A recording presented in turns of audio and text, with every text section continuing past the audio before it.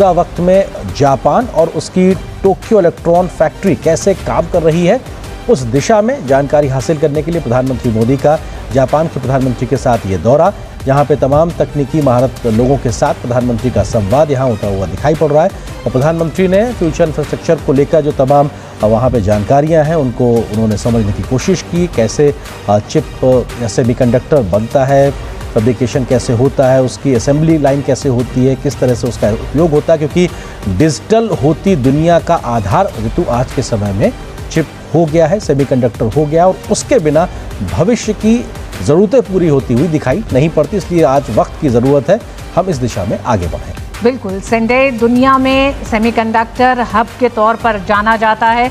प्रधानमंत्री का इस फैसिलिटी का विजिट करना बेहद अहम है, क्योंकि तमाम चरणों में किस तरह से सेमीकंडक्टर्स का विकास होता है, कैसे बनाए जाते हैं, किन किन चीज़ों की ज़रूरत है, किस तरह से जो एक तरह से लीडिंग लैब्स हैं उनका, नैनो इलेक्ट्रॉनिक्स, सेमीकंडक्टर टेक्नोलॉजी, क्योंकि अब जो सहयोग 10 साल के लिए भारत और जापान के बीच में सेमीकंडक्टर के क्षेत्र में होने जा रहा है, तो कुछ इस तरह की तस्वीर, कुछ इस तरह का एक तरह से लैब्स और फैसिलिटीज़ भारत में आने वाले समय में हम देखने की उम्मीद कर सकते हैं।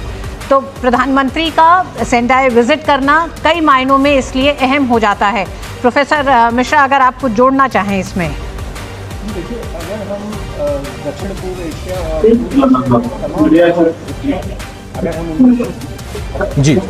और अगर हम देखें कि कैसे एशिया के तमाम देश, खासतौर पर साउथ ईस्ट एशिया के, दक्षिण पूर्व एशिया और पूर्व एशिया के देशों में आर्थिक विकास और तकनीकी प्रगति हुई है, कैसे हुई है, तो बहुत साफ है कि किसी भी देश ने अमेरिका से टेक्नोलॉजी लेकर के अपना आर्थिक विकास नहीं किया।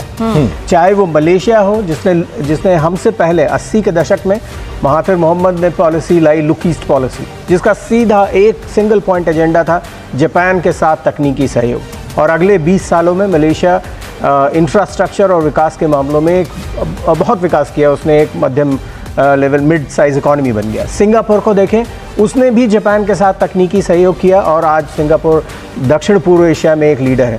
ताइवान को देखें, ताइवान ने भी अमेरिका का इतना नज़दीकी सहयोगी होने के बावजूद जब तकनीक का सवाल आता है तो जापान के साथ पार्टनरशिप की।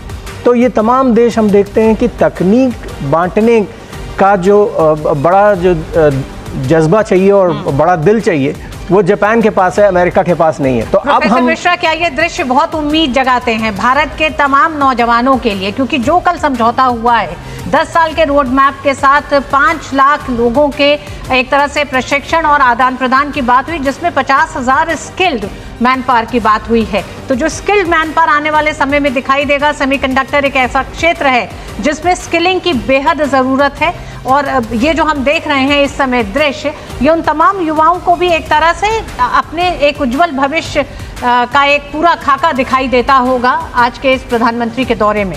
जी बिल्कुल, दोनों चीज़ें हैं। एक पहली चीज़ तो ये है कि ये जो दौरा है जापान की इस टेक कंपनी का, टेल का, वो जो भारत के इंजीनियर्स हैं, जो स्टार्टअप्स के में इन्वॉल्व जो लोग हैं, जो अदर इमर्जिंग टेक्नोलॉजीज़ में काम करने वाले जो हमारे युवा वर्ग के लोग हैं, इन सभी के लिए, जैसा आपने कहा, बहुत बड़ी उम्मीदें जगाता है। लेकिन साथ ही साथ ये भारत जापान के संबंधों में भी बहुत बड़ी उम्मीदें जगा रहा है।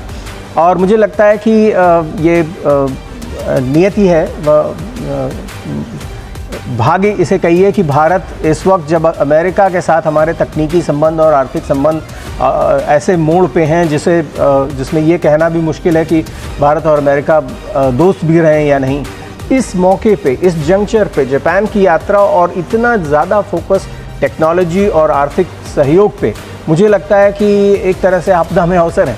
बिल्कुल, सेंडई में तोहोको इनोवेशन सेंटर भी है, जहां स्टार्टअप्स और रिसर्चर्स चिप डिज़ाइन और मैन्युफैक्चरिंग पर काम करते हैं। तो कई मायनों में सेंडई का प्रधानमंत्री का दौरा बेहद अहम है। ये तमाम वो एक तरह से क्षेत्र हैं जहां भारत को आने वाले समय में आगे बढ़ना है। अगर रिजिलियंट और एनर्जी एफिशिएंट चिप्स की बात करें तो उस लिहाज से भी 2011 के सुनामी के बाद से सेंडई ने जिस तरह से अपने आप को विकसित किया है, प्राकृतिक आपदाओं को ध्यान में रखते हुए, डिजास्टर मैनेजमेंट, रिजिलियंस के लिहाज से भी, तो उसमें कई ऐसे एक तरह से कई आयाम हासिल किए हैं जापान ने सेंडाई में जो दिखाई देते हैं।